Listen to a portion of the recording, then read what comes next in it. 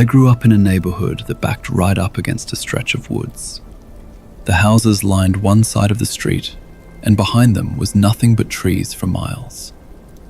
When I was younger, a group of us kids from the street used to play together almost every weekend. In the summer, we stayed out late, sometimes until our parents yelled for us to come home.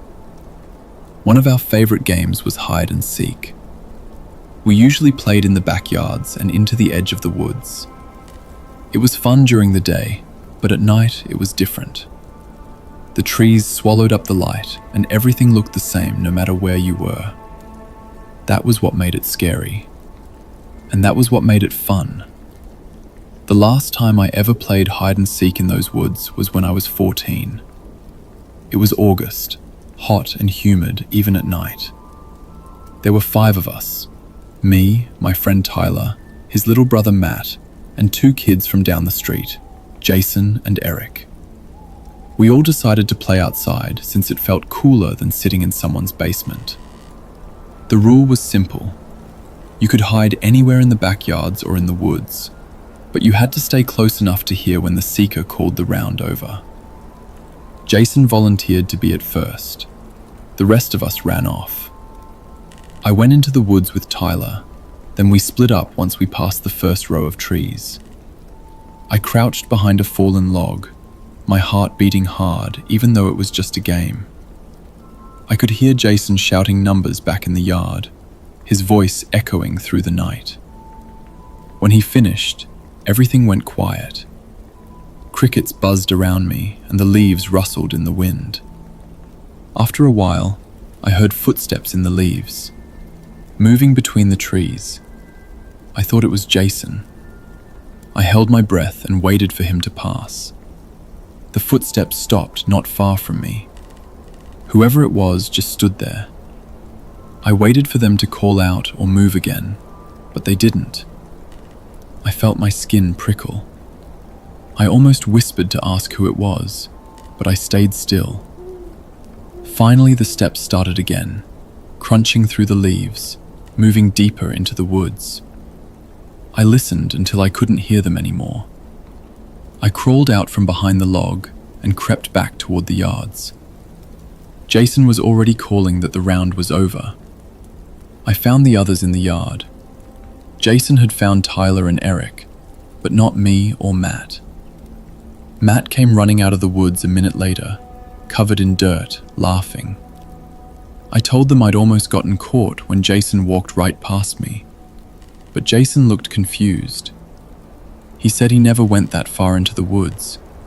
He said he only circled near the first trees, then found Tyler crouched by a fence.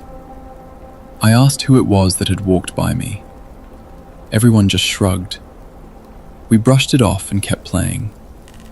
The next round, I was seeker. I searched the yards first and found Eric behind a shed and Tyler in the bushes. Then I went into the woods to find Jason and Matt. My flashlight beam swung through the trees. After a while, I spotted Matt near a tree trunk and sent him back. That left Jason. I searched deeper, calling out that I was coming. That was when I heard it again. Slow, heavy footsteps moving in the dark just ahead of me. I shined my flashlight that way, but the trees were thick. I walked slowly, trying not to make noise. The footsteps stopped. I waited. I was getting genuinely nervous now. Then Jason called out from behind me that the round was over. I spun around. He was already walking back to the yard. I asked if he had just been ahead of me. He said no. He'd been hiding closer to the house the whole time. Twice now, someone had been moving through those woods who wasn't one of us. I told myself it was probably an animal, but the steps had sounded human. Too heavy to be a raccoon or a fox, even a deer. We played a few more rounds, and every time I hid, I couldn't shake the feeling that someone else was out there. I kept hearing faint noises in the trees, branches snapping, leaves crunching. At one point, I thought I saw a shadow move between the trees. but when I aimed my flashlight, it was gone. The others didn't notice anything. They just kept laughing and running. I tried to act normal, but I couldn't shake the pit in my stomach. The last round of the night, I stayed near the edge of the woods and crouched low in the tall grass. I could see the faint glow of the porch lights through the trees. Silence settled in after Jason finished counting. Then, after a few minutes, something froze me in place. Whispering. A low voice, too soft to make out the words, but it was close. My whole body tensed. I peeked over the grass, but the woods were empty. I listened hard. The whispering stopped. A moment later, footsteps again, moving past me and deeper into the trees. I lay there trembling until Jason called the game over. I walked back slowly, heart still racing. I told the others I had heard someone whispering.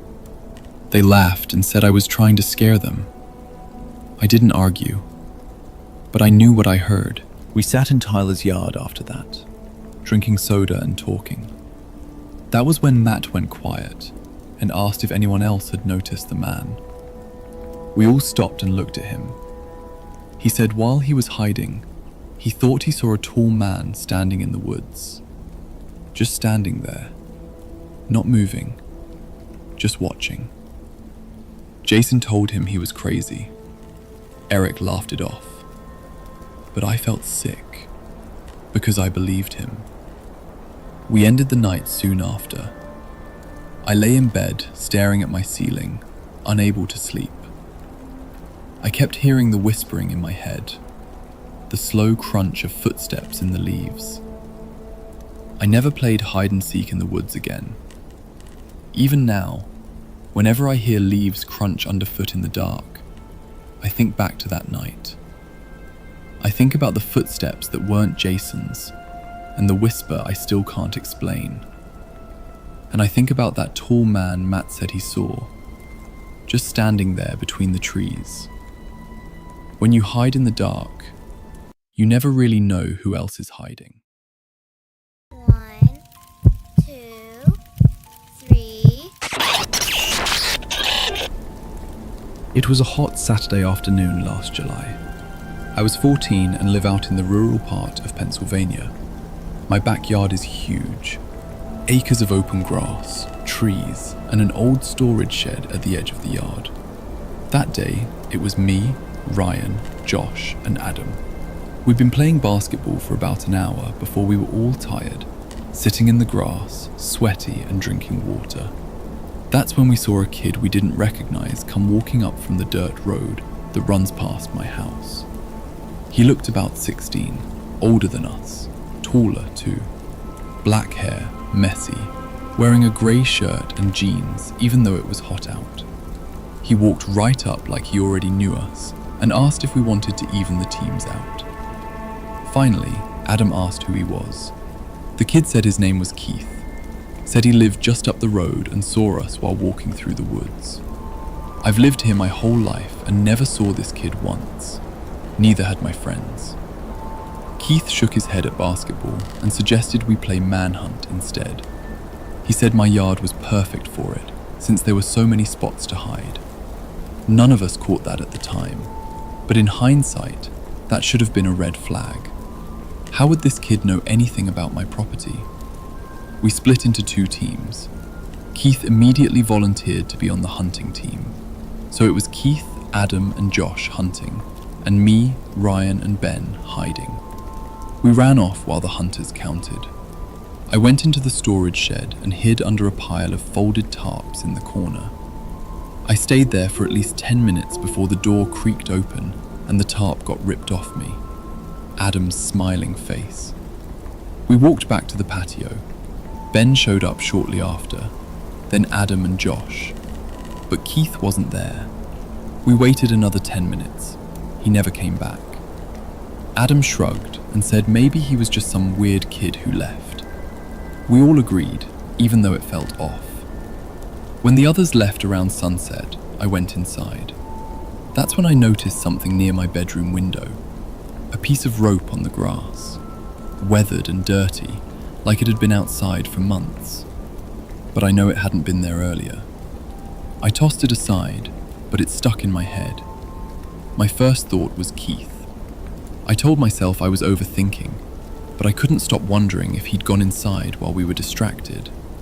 My dad usually leaves the side door unlocked during the day. I went room by room, checking closets and under beds. Nothing. That night, I got ready for bed around 11. I'd been lying there for maybe an hour when I heard something. Soft footsteps outside my door. My dad sometimes gets up at night, but he always makes noise. This was quiet. Too quiet. I called out for him. No answer. The footsteps stopped right outside my door. I got up and locked it. I stood there staring at the handle. After about 30 seconds, I heard the front door shut. The sound carried through the whole house. I ran to my dad's room and shook him awake. He grabbed the shotgun from under his bed and told me to stay close. We searched the whole house, every closet, the basement, the garage. He even walked the property with a flashlight. Nothing. We locked every door and window after that. The next day, my friends laughed it off, but Ryan admitted Keith had been strange. Said he barely talked the whole game, just stared at people.